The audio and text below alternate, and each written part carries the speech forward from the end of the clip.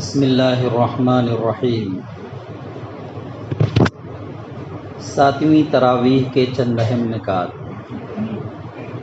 آج 8ویں پارے کے 8ویں رکوع سے 9ویں پارے کے 14ویں رکوع تک یعنی سورہ الاعراف مکمل تلاوت کی گئی۔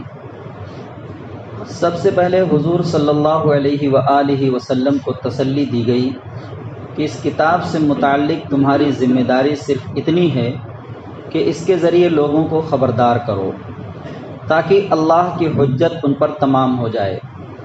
تم پر یہ ذمہ داری نہیں ہے کہ لوگ اس کو قبول بھی کر لیں۔ حقیقت میں اس کتاب سے فائدہ تو اہل ایمان ہی اٹھائیں گے۔ سب کو تنبیہ کی کہ ایک دن ایسا ضرور آنے والا ہے جب تم سے تمہاری ذمہ داریوں کی بابت پوچھا جائے گا۔ گویا اللہ کے رسول صلی اللہ علیہ وآلہ وسلم کی طرف سے ہمارے لیے بھی یہ ذمہ داری ادا ہو چکی ہے۔ قرآن کا پیغام ہم تک پہنچ چکا ہے۔ آپ نے اپنی ذمہ داری ادا کر دی۔ اب ہماری ذمہ داری یہاں سے بنتی ہے کہ ہم مان کر دیتے ہیں یا نہیں۔ اگر ہم نے اس کتاب کے مطابق اپنی زندگی گزاری تو پھر اللہ تبارک تعالیٰ ہمیں اس مقام تک پہنچائے گا جو اس نے اپنی اس کتاب میں ہم سے وعدہ کیا ہے۔ اور اگر ایسا نہیں ہوگا تو پھر اللہ تبارک تعالیٰ نے وارننگ دی ہوئی ہے کہ پھر ان کو ان کے حال پر چھوڑ دیجئے، ان کو آنا تو ہمارے ہی پاس ہے، پھر ہم دیکھ لیں گے۔ سب کو تنبیہ کی ایک دن ایسا ضرور آنے والا ہے جب تم سے تمہاری ذمہ داریوں کی بابت پوچھا جائے گا اور رسولوں سے ان کی ذمہ داریوں کے متعلق۔ اس دن جو انصاف کی ترازو قائم کی جائے گی وہ ہر ایک کے اعمال کو تول کر بتا دے گی کہ کس کے پاس کتنا حق ہے اور کتنا باطل۔ اس روز فلاح صرف وہی پائیں گے جن کے پلڑے بھاری ہوں گے، باقی سب نامراد ہوں گے بلکہ بالکل دیوالیہ۔ قریش کو اور ان کے ذریعے سب کو آگاہ کیا کہ تمہیں جو اقتدار حاصل ہوا ہے وہ خدا کا بخشا ہوا ہے۔ اسی نے تمہارے لیے زندگی اور اس کا سامان پیدا کیا، لیکن شیطان نے تم پر حاوی ہو کر تم کو ناشکری کی راہ پر ڈال دیا۔ آدم علیہ السلام اور ابلیس کا واقعہ بیان کر کے واضح کیا کہ جس طرح اس نے آدم و حوا علیہ السلام کو دھوکہ دے کر جنت سے نکلوایا تھا، اسی طرح اس نے اپنا فریب چلا کر تمہیں بھی پھنسا لیا ہے۔ تم اس کے چکموں میں آ کر اس کی امیدیں پورا کرنے کے سامان مت کرو۔ خدا نے ہر معاملے میں حق اور انصاف کا حکم دیا ہے، اپنی عبادت کا حکم دیا اور توحید کا حکم دیا۔ شیطان بے حیائی کا راستہ دکھاتا ہے اور تم نے اس کی پیروی میں اپنے آپ کو فتنوں میں مبتلا کر لیا ہے اور دعویٰ کرتے ہو کہ یہی سیدھی راہ ہے۔ خدا نے بے حیائی کو لوگوں کے حقوق مارنے اور سرکشی کرنے کو، شرک اور اللہ کا نام لے کر دل سے حلال و حرام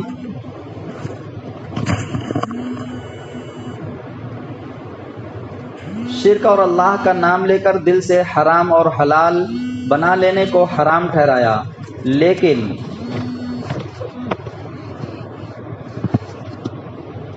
لیکن آج تم یہ سب حرکتیں کر رہے ہو۔ اگر اس کے باوجود تمہیں مہلت مل رہی ہے تو اس کی وجہ یہ ہے کہ خدا کے ہاں ہر امت کی تباہی کے لیے ایک وقت مقرر ہے۔ خدا نے فرمایا، اے اولاد آدم، ہم نے تم پر لباس نازل کیا کہ تمہارے جسم کے قابل شرم حصوں کو ڈھانکے اور تمہارے لیے جسم کی حفاظت اور زینت کا ذریعہ بھی ہو، اور بہترین لباس تقویٰ کا لباس ہے۔ یہ اللہ کی نشانیوں میں سے ایک نشانی ہے، شاید لوگ اس سے سبق لیں۔ اے بنی آدم، ایسا نہ ہو کہ شیطان تمہیں پھر اسی طرح فتنے میں مبتلا کر دے جس طرح اس نے تمہارے والدین کو جنت سے نکلوایا تھا اور ان کے لباس ان پر سے اتروا دیے تھے تاکہ ان کی شرمگاہیں ایک دوسرے کے سامنے کھولے۔ وہ اور اس کے ساتھی تمہیں ایسی جگہ سے دیکھتے ہیں جہاں سے تم انہیں نہیں دیکھ سکتے۔ اے اولاد آدم، ہر عبادت کے موقع پر اپنی زینت سے آراستہ رہو اور کھاؤ پیو، حد سے تجاوز نہ کرو۔ اللہ تبارک تعالیٰ نے مسجد میں آنے کے لیے زینت سے آراستہ ہونے کا حکم دیا ہے۔ زینت کس کو کہتے ہیں؟ زینت کہتے ہیں اپنے آپ کو سجانا، اپنے آپ کو سجانا، اچھا لباس پہننا، اچھا لباس اختیار کرنا۔ ایسا لباس نہ ہو کہ جو ہماری سترپوشی بھی پوری طرح سے نہ کر سکے۔ آج ہمارے نوجوان ایسی جنس، ایسا ٹی شرٹ پہن کر مسجد میں آتے ہیں کہ جب وہ رکوع میں جاتے ہیں تو ان کا ستر عورت، یعنی وہ ستر جس کا ہر حال میں چھپانا فرض ہے، چاہے وہ نماز کی حالت میں ہو یا بغیر نماز کی حالت میں، وہ حصہ کھل جاتا ہے۔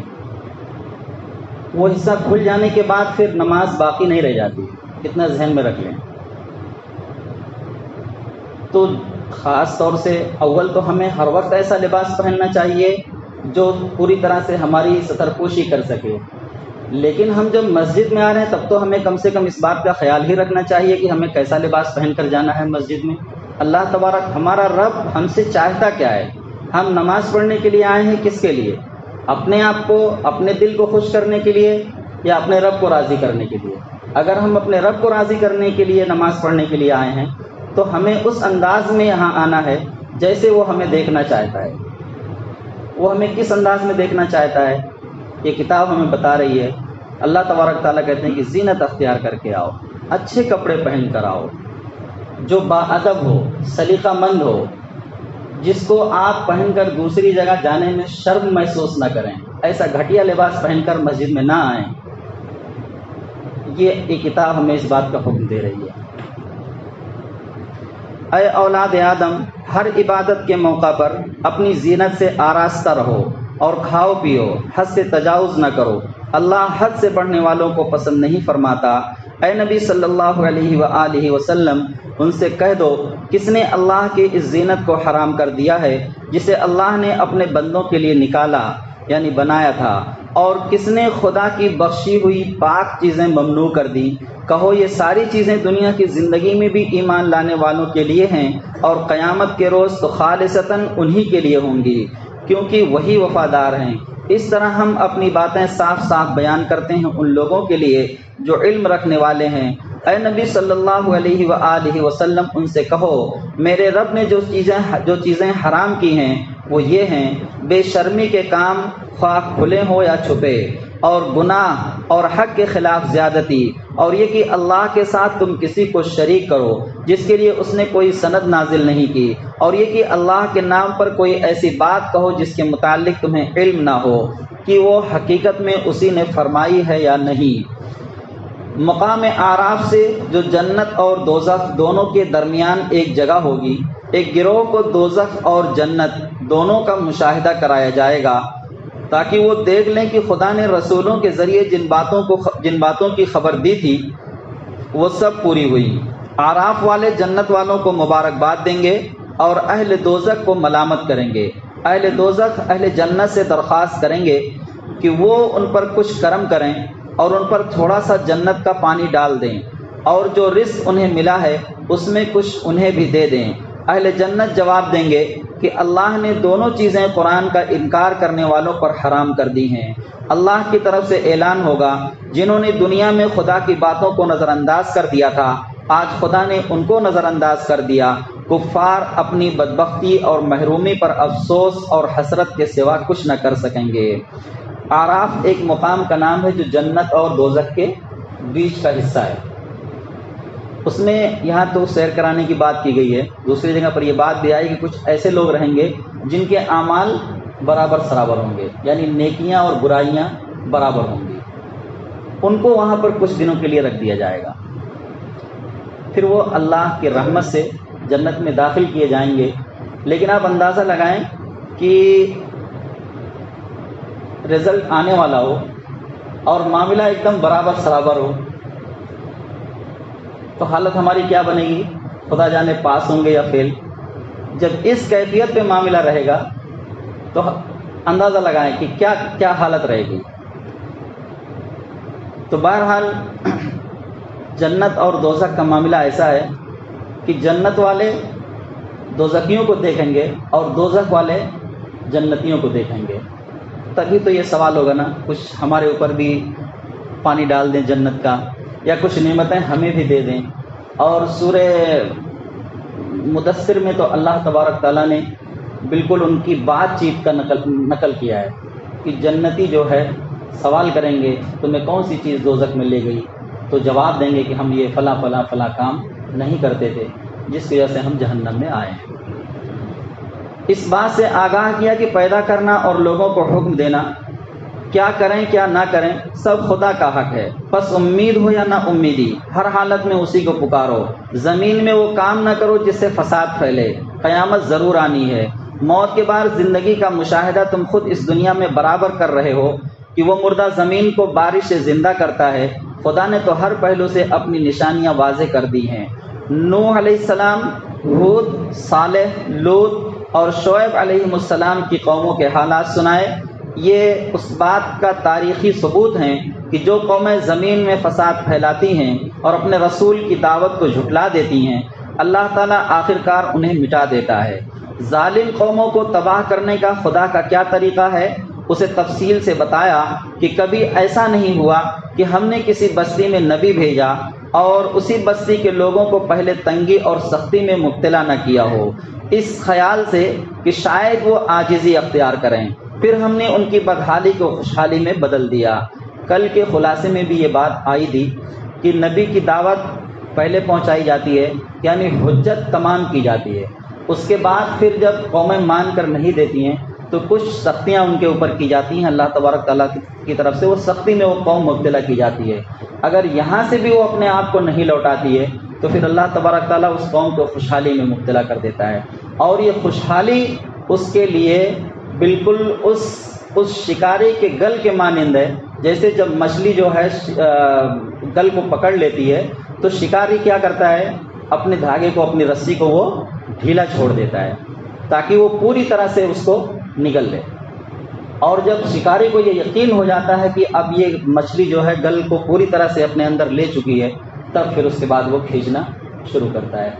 یہ حالت بہت ہی خطرناک ہے قوموں کے لیے کہ قومیں خوشحالی میں مبتلا کر دی جائیں، اور یعنی یوں سمجھ لیجیے کہ اللہ کی طرف سے رسی ڈھیل دی گئی ہے، پھر وہ اپنی بدبختی میں ایک دم اعلیٰ درجے پر جب وہ پہنچ جاتی ہیں، جیسے مچھلی جب پوری طرح سے گل کو نگل لیتی ہے تب شکاری پھر اپنے دھاگے کو، اپنی رسی کو کھینچنا شروع کرتا ہے، پھر اللہ تبارک تعالیٰ کی طرف سے پکڑ آتی ہے۔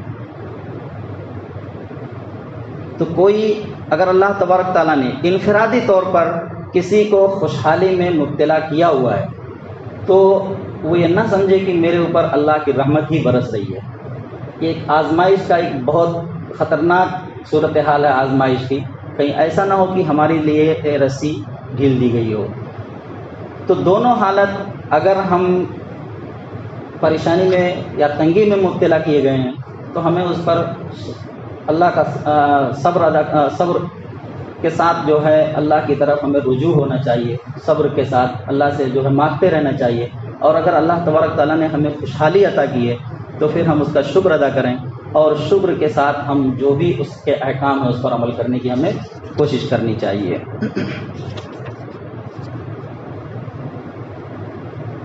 ظالم قوموں کو تباہ کرنے کا خدا کا کیا طریقہ ہے، اسے تفصیل سے بتایا کہ کبھی ایسا نہیں ہوا کہ ہم نے کسی بستی میں نبی بھیجا اور اسی بستی کے لوگوں کو پہلے تنگی اور سختی میں مبتلا نہ کیا ہو، اس خیال سے کہ شاید وہ عاجزی اختیار کریں، پھر ہم نے ان کی بدحالی کو خوشحالی میں بدل دیا، یہاں تک کہ وہ خوب پھلے پھولے اور کہنے لگے کہ ہمارے پچھلوں پر بھی اچھے برے دونوں ہی وقت آتے رہے ہیں، آخرکار ہم نے انہیں اچانک پکڑ لیا۔ اگر بستیوں کے لوگ ایمان لاتے اور خدا خوفی کی روش اختیار کرتے تو ہم ان پر آسمان سے اور زمین سے برکتوں کے دروازے کھول دیتے، مگر انہوں نے جھٹلا دیا۔ سورہ اعراف کی آیت نمبر 92، 93، 94، 95، 96 تک آپ انفرادی طور پر اس کا مطالعہ کریں اور دیکھیں کہ اللہ تبارک تعالیٰ نے کس طرح سے ہمیں جھنجھوڑ کر رکھ دیا ہے۔ اس آیت کے اندر اللہ تبارک تعالیٰ نے فرمایا کہ وَلَوْ أَنَّ أَهْلَ الْقُرَىٰ آمَنُوا وَاتَّقَوْا لَفَتَحْنَا عَلَيْهِمْ بَرَكَاتٍ مِّنَ السَّمَاءِ وَالْأَرْضِ، کہ اللہ کی اگر یہ قومیں خدا خوفی اختیار کرتی، تقوی اختیار کرتی، تو اللہ جو ہے ان کے لیے زمین و آسمان سے برکتوں کے دروازے کھول دیتا۔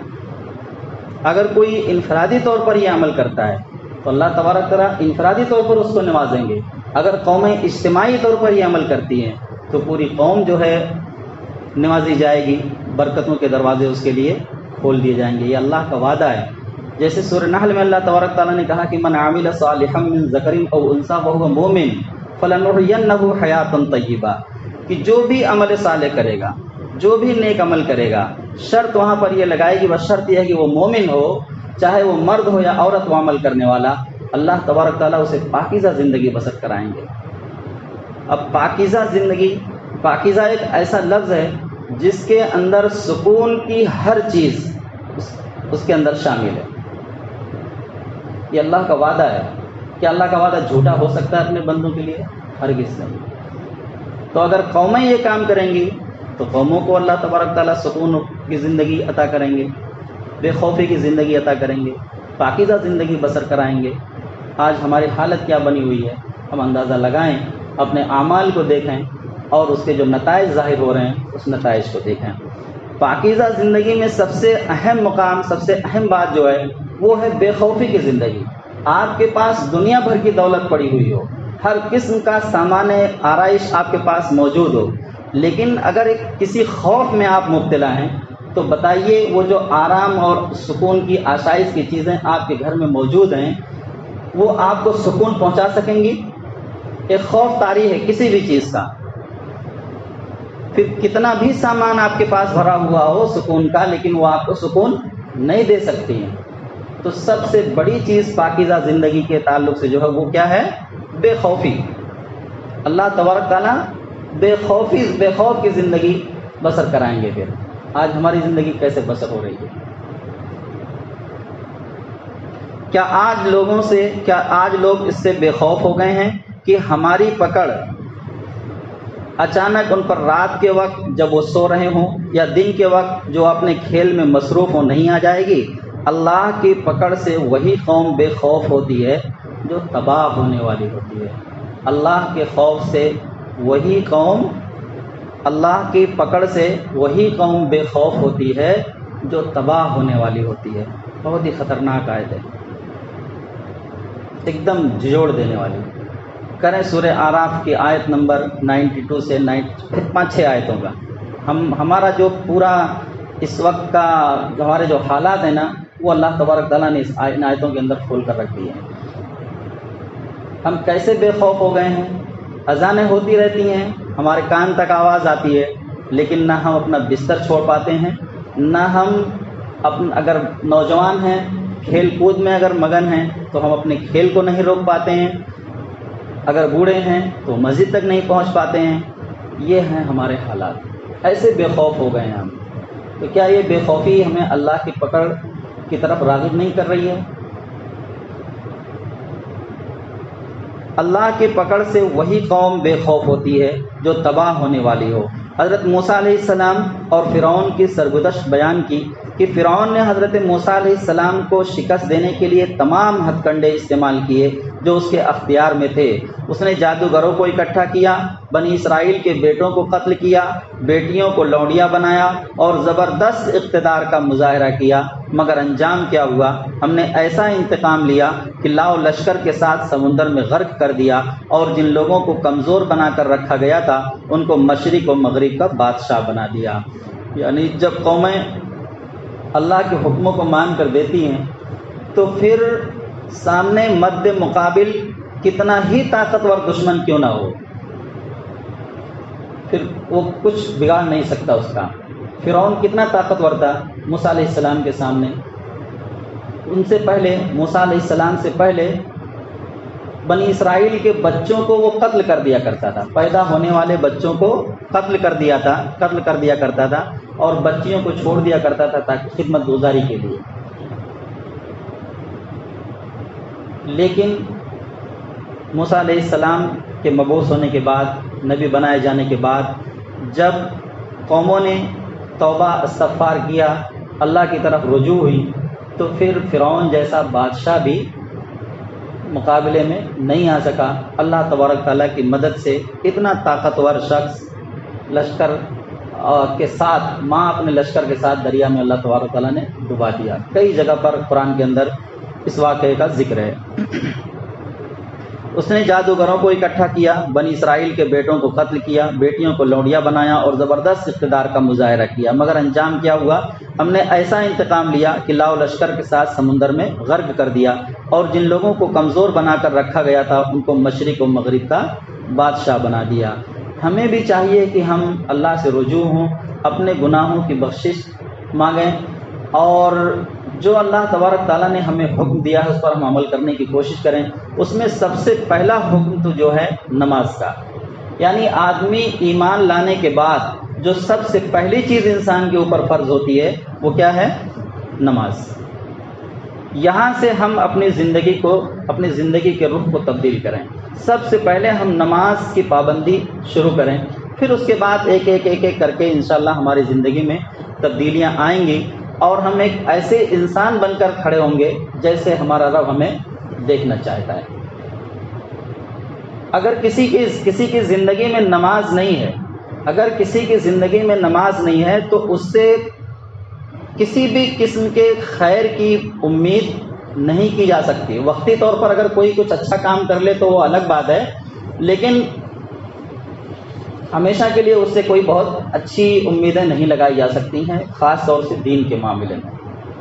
اللہ تبارک تعالیٰ نے سورہ مریم کے اندر مختلف انبیاء کرام کا ذکر کیا ہے، اور ذکر کرنے کے بعد ان کی جو سب سے بڑی سب سے اہم خوبی کو جو وہاں پر ذکر کیا، ان کا ذکر کیا، ذکر کرنے کے بعد جو اہم خوبیاں بیان کی ہیں اس میں اسماعیل علیہ السلام کی خوبی کا ذکر کیا، اور مطلب مختلف انبیاء کا ایسے مختصراً تذکرہ ہے۔ تو اس میں یہ کہا جا رہا ہے کہ یہ اپنے خود بھی نماز کا اہتمام کرتے تھے اور اپنے گھر والوں کا بھی نماز کا اہتمام کرواتے تھے، یعنی ساری خوبیوں کو چھوڑ دیا انبیاء کی۔ سب سے بڑی خوبی کیا ذکر کی؟ نماز، کہ وہ خود بھی اہتمام کرتے تھے اور اپنے گھر والوں کو بھی نماز کا حکم دیتے تھے، نماز کا اہتمام کرواتے تھے۔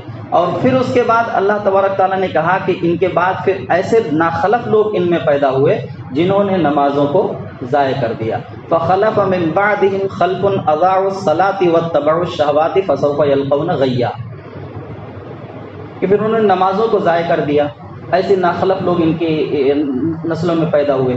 تو پھر اللہ تبارک تعالیٰ نے کیا کیا؟ پھر ان کو غی، جہنم کی اس وادی میں ڈال دیا۔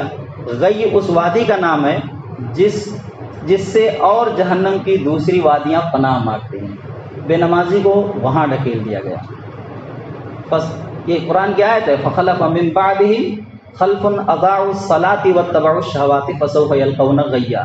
اضاعوا الصلاة کا جو لفظ ہے، مفسرین نے اس کی تفسیر یوں کی ہے کہ نمازوں کو انہوں نے نمازوں میں مطلب ایسا نہیں کہ ہماری طرف سے چھوڑ دیا، جیسے ہم آج چھوڑ بیٹھے ہیں، ایسا نہیں، بلکہ وقت کا خیال نہیں کیا، دیر سے پڑھا۔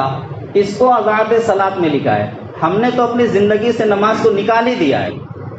کتنے لوگ ایسے ہیں پوری سال تک مسجد میں آنے کی توفیق نصیب نہیں ہوتی ہے، پوری سال وہ جمعہ کی نماز تو پڑھتے ہیں مگر کہاں پڑھتے ہیں؟ مسجد کے باہر۔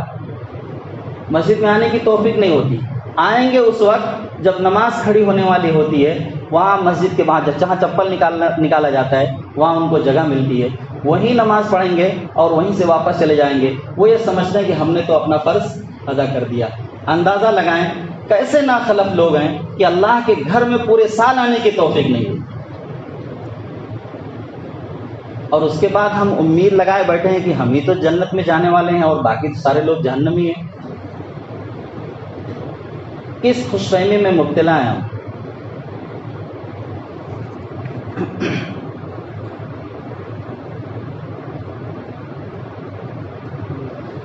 اور اے نبی صلی اللہ علیہ وآلہ وسلم، لوگوں کو یاد دلاؤ وہ دن جبکہ تمہارے رب نے بنی آدم کی پشتوں سے ان کی نسل کو نکالا تھا اور پوچھا تھا کیا میں تمہارا رب نہیں ہوں؟ انہوں نے کہا تھا ضرور تو ہی ہمارا رب ہے، ہم اس پر گواہی دیتے ہیں۔ اللہ تعالیٰ فرماتا ہے کہ کیا اس اعلان کو بھول گئے جو دوسروں کو خدائی میں شریک ٹھہرانے لگے ہو؟ بتانا یہ مقصود ہے کہ ہر انسان فطری طور پر اللہ کے رب ہونے کو جانتا ہے، تو پھر اس کے احکام کے خلاف چلنے کی غلطی کیوں کرتا ہے؟ اصل وجہ نفس پرستی ہے، اور نفس کے پیچھے چلنے والوں کو اللہ نے کتے سے تشبیہ دی ہے جس کی زبان ہر وقت لٹکتی رہتی ہے، یعنی بھوک اور جنسی خواہش، انہی دو چیزوں سے اسے سب سے زیادہ دلچسپی ہے۔ میرے بھائیوں اور بہنوں، اللہ نے اس مثال میں مغربی تہذیب کی پول کھول دی ہے، اس کے شیدائیوں کی بھی یہی مثال ہے۔ اللہ ہمیں اور ہماری نسلوں کو اس سے محفوظ رکھے۔ حقیقت یہ ہے کہ بہت سے جن اور انسان جہنم کے لیے پیدا کیے گئے ہیں، کیونکہ ان کے پاس دل و دماغ ہے مگر وہ سوچتے نہیں ہیں، ان کے پاس آنکھیں ہیں مگر وہ دیکھتے نہیں یا دیکھنا نہیں چاہتے، ان کے پاس کان ہے مگر وہ اسے سنتے نہیں۔ ایسے لوگ جانوروں کی طرح ہیں، بلکہ جانور سے بھی بدتر ہیں، کیونکہ جانور تو ان صلاحیتوں سے محروم ہے جو انسانوں کو دی گئی ہیں۔ اتنا سب دینے کے بعد بھی اگر انسان خدا کی نافرمانی کرے تو وہ جہنم ہی کے لائق ہے۔ وہ دل و دماغ، آنکھیں اور کان سب کچھ ہوتے ہوئے ان کا صحیح استعمال نہیں کرتا۔ ایسے لوگ حد درجہ غافل ہیں۔ حقیقت یہ ہے کہ وہ اللہ ہی ہے جس نے تمہیں ایک جان سے پیدا کیا اور اسی کی جنس سے اس کا جوڑا بنایا تاکہ وہ اس کے پاس سکون حاصل کرے۔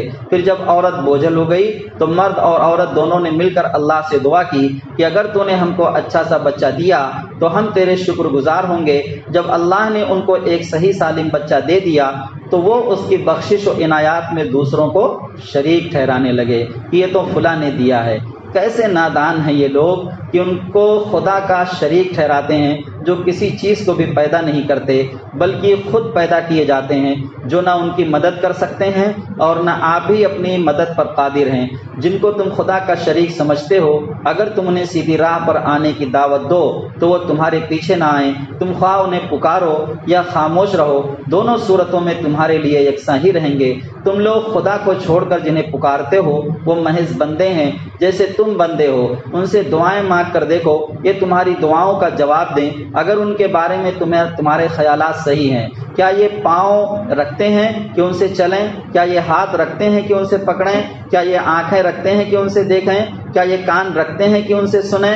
پھر بھی اے نبی صلی اللہ علیہ وآلہ وسلم، نرمی اور درگزر کا طریقہ اختیار کیجئے، نیکیوں کی تلقین کیے جائیے اور جاہلوں سے نہ الجھیے۔ اگر شیطان اشتعال دلائے تو اللہ کی پناہ مانگیے، وہ سب کچھ سننے اور جاننے والا ہے۔ تبلیغ کی حکمت بیان کرنے اور مخالفین کی زیادتیوں کا مقابلہ صبر اور ضبط سے کرنے کے بعد اللہ سے تعلق بڑھانے کے لیے نصیحت کی کہ اپنے رب کو صبح اور شام یاد کیا کرو، دل ہی دل میں گریہ وزاری اور خوف کے ساتھ اور زبان سے بھی ہلکی آواز کے ساتھ۔ تم ان لوگوں میں سے نہ ہو جاؤ جو غفلت میں پڑے ہوئے ہیں۔ جو فرشتے تمہارے رب کے حضور تقرب کا مقام رکھتے ہیں وہ کبھی اپنی بڑائی کے گھمنڈ میں آ کر اس کی عبادت سے منہ نہیں موڑتے اور اس کی تسبیح کرتے ہوئے اس کے آگے جھکے رہتے ہیں، بس انہی کا طریقہ اختیار کرو۔ 7ویں تراویح کا بیان ختم ہوا۔ اللہ تعالی ہم سب کو قرآن پڑھنے، اس کو سمجھنے اور اس پر عمل کرنے کی توفیق عطا فرمائے۔ ربنا تقبل منا انک انت السمیع العلیم وتب علینا انک انت التواب الرحیم۔ صلی اللہ تعالی علی خیر خلقہ محمد وعلی آلہ واصحابہ اجمعین برحمتک یا ارحم الراحمین۔